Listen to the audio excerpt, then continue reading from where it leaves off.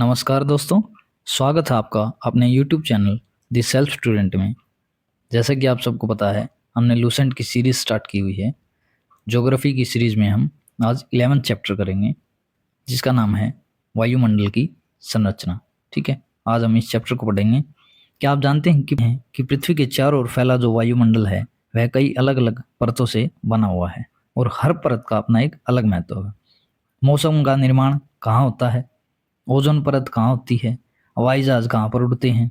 ठीक है, ये सब आपको इस वीडियो में बताऊंगा आज मैं। उपग्रह किस परत में स्थापित किए जाते हैं।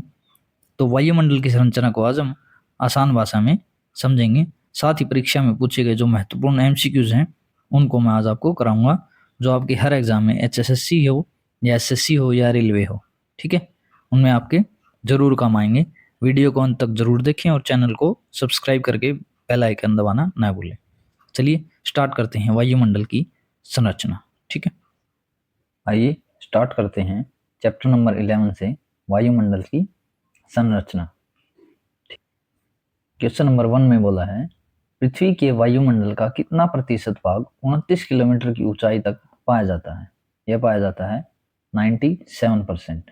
ठीक है, निम्नलिखित में से कौन सा कथन असत्य है। असत्य बोला गया है, वायुमंडल की ऊपरी सीमा लगभग 10,000 किलोमीटर की ऊंचाई तक है। ये सही है। वायुमंडल का 50% भाग 5.6 किलोमीटर की ऊंचाई तक सीमित है। ये भी सही है। ठीक है, ऊंचाई में वृद्धि के साथ साथ जलवाष्प की मात्रा में वृद्धि होती है। ये गलत है। ठीक है, option number C is correct. वायुमंडल के निचले स्तर में भारी गैस और ऊपरी स्तर में हल्की गैसों का प्रधानता है। ये सही है। अपना option number C is correct होगा, क्योंकि इन्होंने बोला है असत्य है। ठीक है, क्वेश्चन नंबर 3, वायुमंडल का सर्वाधिक स्थायी तत्व कौन सा है। यह है जलवाष्प। ठीक है, वायुमंडल में सर्वाधिक कौन सी गैस मिलती है। सबसे ज्यादा गैस कौन सी है, नाइट्रोजन। और सर्वाधिक मात्रा में विद्यमान अक्रिय गैस कौन सी है। अक्रिय गैस कौन सी है, यह है ऑर्गन। कौन सी है, ऑर्गन। वायुमंडल मुख्यतः गर्म होता है। यह पृथ्वी से विकिरण के द्वारा गर्म होता है। मैं आपको क्वेश्चन करवा रहा हूँ जल्दी जल्दी। ये अपनी एमसीक्यू की सीरीज है लूसेंट की, जो हम फटाफट कर रहे हैं। आई होप आपने जो पहले 10 चैप्टर मैंने करवा दिए हैं वो कर लिए होंगे। ठीक है,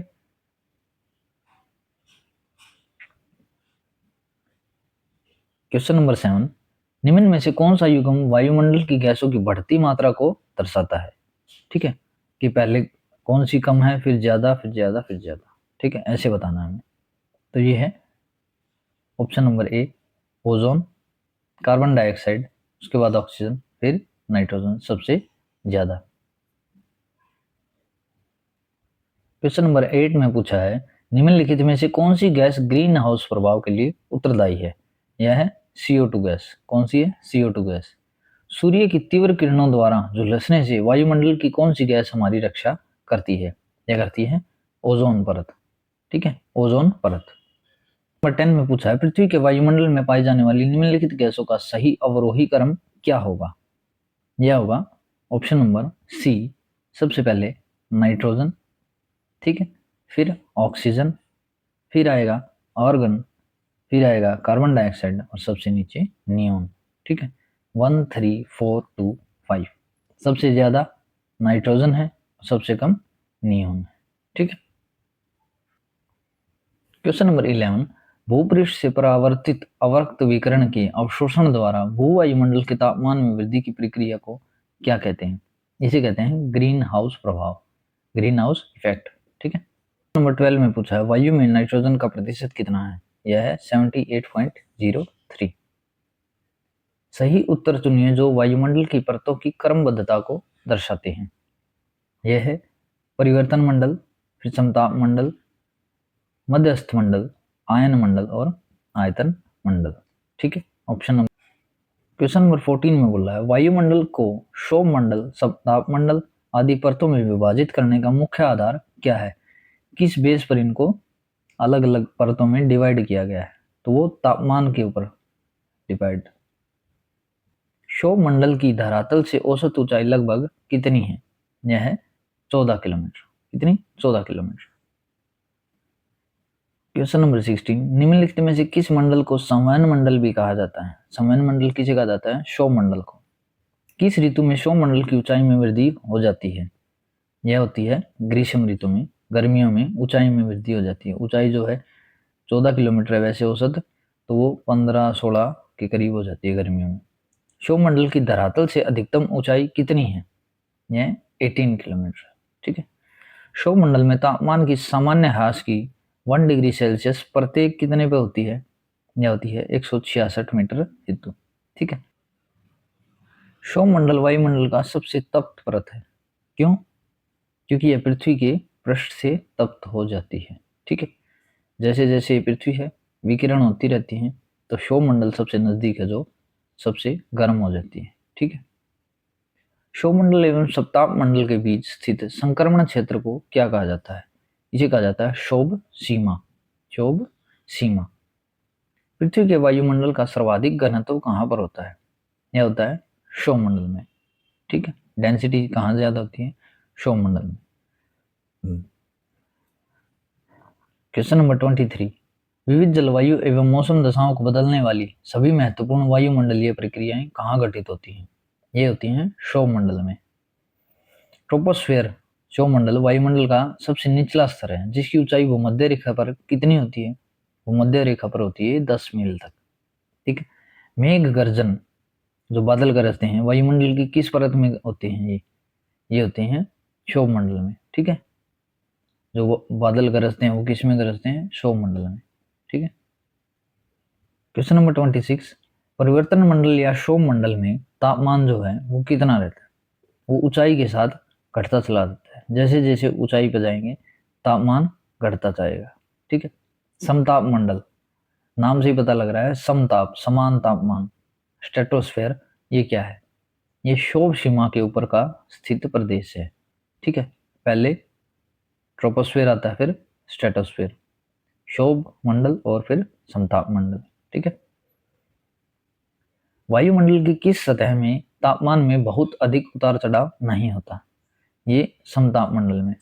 ठीक है। इसलिए इसे समताप कहा जाता है, समान टेम्परेचर रहता है इसमें। क्वेश्चन नंबर 29, ओजोन परत मुख्यतः कहाँ पाई जाती है?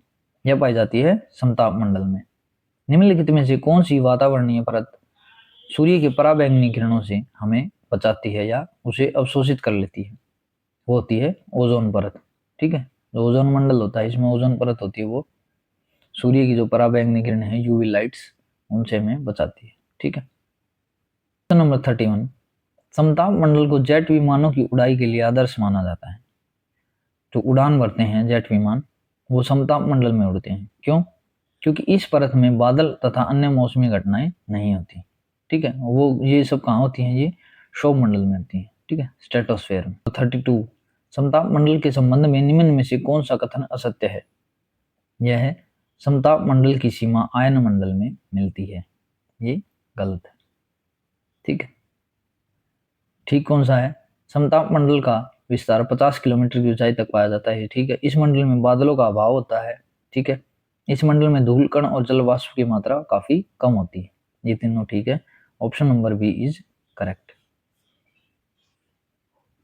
ओजोन परत के प्रति वर्ष 7% की दर से अवक्षय के कारण उसमें 10 मिलियन वर्ग किलोमीटर आकार का एक बड़ा छिद्र बन गया है। यह छिद्र कहाँ पर है? यह अंटार्कटिका के ऊपर है। ठीक है। इसमें एक बहुत बड़ा छिद्र बन गया है जो अंटार्कटिका के ऊपर है। 34, वातावरण की वह परत जो रेडियो तरंगों को परावर्तित करती है वह कौन सी है? यह आयन मंडल। आयन मंडल। संचार उपग्रह किस वायुमंडलीय स्तर में स्थित होते हैं? ये होते हैं आयन मंडल में। जो हमारा टीवी चलता है, इंटरनेट चलता है, वो संचार उपग्रह जितने भी लगाए जाते हैं वो आयन मंडल में लगाए जाते हैं। ठीक है। वायु क्वेश्चन नंबर 36, वायुमंडल में ओजोन स्तर के अवक्षय का कारण निम्नलिखित में से कौन सा रसायन है? यह है CFC, क्लोरोफ्लोरोकार्बन। इसे हम CFC बोलते हैं। ठीक है। जो ओजोन परत है वो उसमें छिद्र हो गया, वो इसकी वजह से हुआ। ठीक है। CFC की वजह से। रेडियो की लघु तरंगे आयन मंडल की किस परत से परावर्तित होकर धरातल पर आती हैं? ये आती हैं F परत से परावर्तित होकर। ऊपर से नीचे की ओर वायुमंडल की विभिन्न परतों की सीमाओं जो पोज का कौन सा क्रम सही है? तो ये है option number A is correct, magnetopause, फिर मेसोपोज, फिर स्ट्रेटोस्पोज, फिर ट्रोपोपोज। ठीक है। वायुमंडल के किस भाग में जलवाष्प की कुल मात्रा का 90% भाग विद्यमान रहता है? यह रहता है क्षोभ मंडल में। क्षोभ मंडल में सबसे ज्यादा जलवाष्प होती है 90% तक। क्वेश्चन नंबर 40, वायुमंडल का कौन सा भाग रसायन मंडल का एक भाग है? यह है ओजोन मंडल। ठीक है, ओजोन मंडल। किस वायुमंडलीय परत को मौसमी परिवर्तन की छत के नाम से भी जाना जाता है? ये क्षोभ मंडल को जाना जाता है। हवाई जहाज प्राय कहाँ उड़ते हैं? ये उड़ते हैं, पहले बताया था, समताप मंडल में। पृथ्वी की सतह से सबसे दूर वातावरणीय परत को क्या कहा जाता है? ये कहा जाता है बहिर्मंडल। ठीक है, जो सबसे बाहर हो गया तो उसे बहिर्मंडल कहते हैं। ठीक है, सबसे दूर होती है। तो दोस्तों, आप लोगों को मेरी वीडियो कैसी लग रही है प्लीज़ कमेंट में ज़रूर बताइएगा, और अच्छी लग रही हैं तो लाइक, शेयर और सब्सक्राइब करिएगा। और ये सीरीज़ हमारी लगातार चलती रहेगी। इसमें हम लूसेंट की पूरी सीरीज़ सारे एमसीक्यू करेंगे जो आपके आने वाले हर एग्ज़ाम में काम आएंगे। ठीक है, तो इस सीरीज़ में कंटिन्यू बने रहिएगा। Thank you.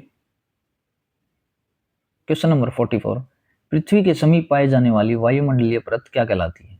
यह कहलाती है ट्रोपोस्फियर। वातावरण में सबसे ज़्यादा ओजोन का संकेंद्रण कहाँ पर होता है? यह होता है समताप मंडल में। ठीक है। समुद्र तल पर औसत वायु दाब कितना होता है? यह होता है 1013.25 मिली बार। ठीक है। वायु दाब मतलब एटमॉस्फेरिक प्रेशर।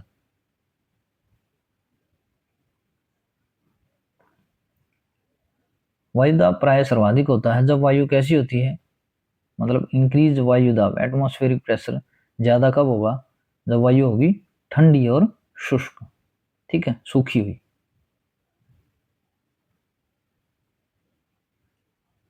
क्वेश्चन नंबर 48, वायु दाब में अचानक आने वाली कमी निम्न में से किसका सूचक होती है?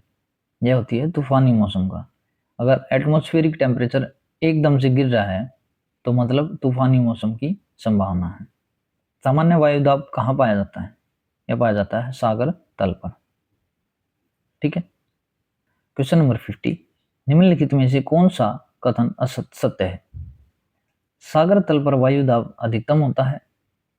वायु दाब को मिलीबार में मापा जाता है। किसी भी स्थान पर वायु दाब 2 बार बढ़ता है एवं 2 बार घटता है। ये उपयुक्त सभी।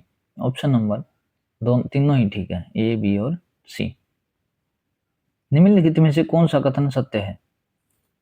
वायु दाब के घटने बढ़ने की क्रिया को क्या बोलते हैं? वायु दाब उच्चावच।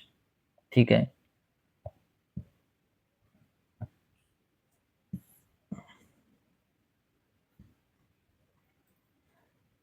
वायु दाब में उतार चढ़ाव विषुवत रेखा से ध्रुवों की ओर कम होता है। ठीक है। और 60 डिग्री अक्षांश के बाद वायु दाब का दैनिक उतार चढ़ाव नहीं देखा जाता। Option number D is correct. ये तीनों ही सही हैं। ठीक है। आपको रिवीजन के तौर पर इन क्वेश्चनों को रट लेना है, याद कर लेना किसी तरह। वीडियो को 2 बार 3 बार देख के इन क्वेश्चंस को याद कर लीजिए। आपके डायरेक्ट एग्जाम में ये क्वेश्चन रखे मिलेंगे। ठीक है।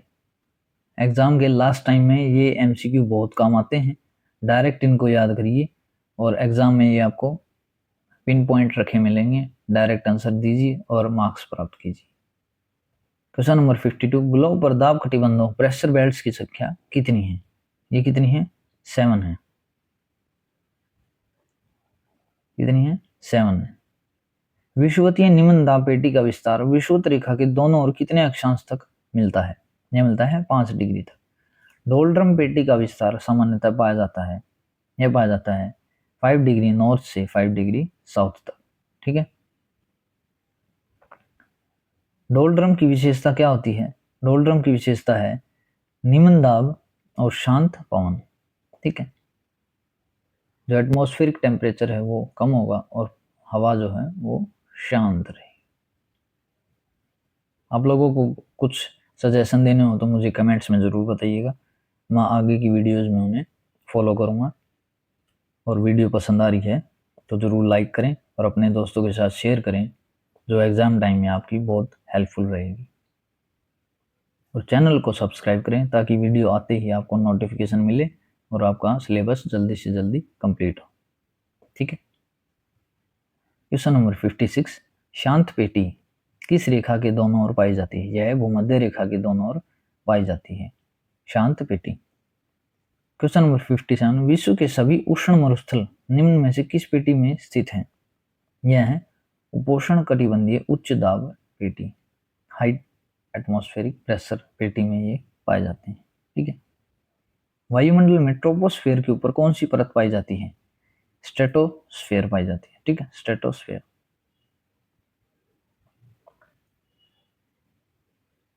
क्वेश्चन नंबर 59, ओजोन परत पृथ्वी से करीब कितनी ऊंचाई पर है? यह 20 किलोमीटर की ऊंचाई पर है। जेड धाराएं प्राय कहाँ पाई जाती है? यह पाई जाती है क्षोभ सीमा में, क्षोभ सीमा में। पृथ्वी के ऊपर मौजूद वायुमंडलीय परतों की संख्या कितनी है? ये 5 परतें कितनी हैं? 5। वायुमंडल के संदर्भ निम्नलिखित कथनों में से कौन सा एक सही है? Option number B is correct. वायुमंडल की कोई निश्चित ऊपरी सीमा नहीं होती, परंतु यह धीरे धीरे विरल होता जाता है जब तक कि वह अनवगम्य न हो जाए। ठीक है, इसकी कोई ऊपरी सीमा निर्धारित नहीं है। ठीक है, जैसे जैसे ऊपर जाएगा ये विरल होता जाता है। ठीक है दोस्तों, थैंक यू दोस्तों, आज के लिए इतना ही। मिलते हैं नेक्स्ट चैप्टर में, चैप्टर नंबर 12 जो कि पवन का है। थैंक यू दोस्तों, जय हिंद, जय भारत।